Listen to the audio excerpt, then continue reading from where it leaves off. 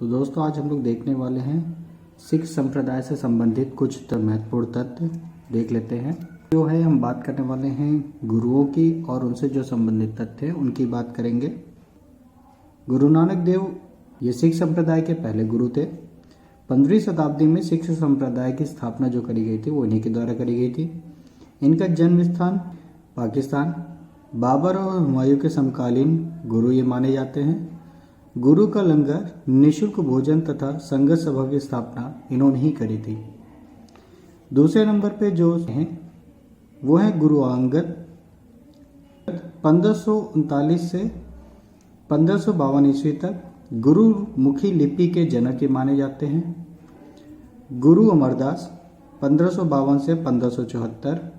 विवाह पद्धति लवन का प्रचलन इन्होंने ही किया था। अकबर द्वारा बानी को कई गांव दान स्वरूप प्राप्त हुए थे। जो अगले गुरु हैं वो है गुरु रामदास।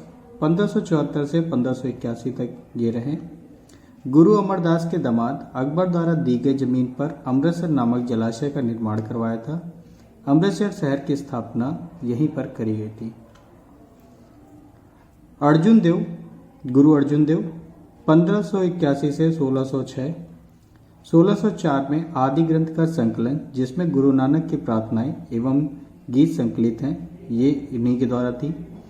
अमृतसर जलाशय के बीच में हर मंदिर साहब स्वर्ण मंदिर जिसको आज जाना जाता है इनका निर्माण इन्हीं के द्वारा किया गया था। मुगल राजकुमार खुसरो की सहायता के कारण जहांगीर द्वारा इनको मृत्युदंड प्राप्त हुआ था। गोविंद सिंह जी 1606 से 1644।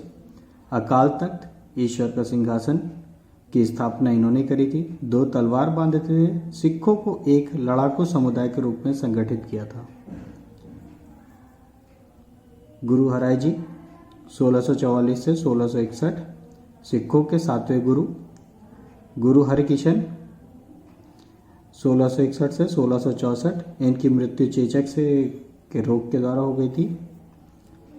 गुरु तेग बहादुर जी 1664 से 1675। इस्लाम स्वीकार न करने के कारण औरंगजेब में वर्तमान शीशगंज गुरुद्वारे के निकट मरवा दिया था। गुरु गोविंद सिंह जी 1675 से 1708। सिखों के 10वें और अंतिम गुरु।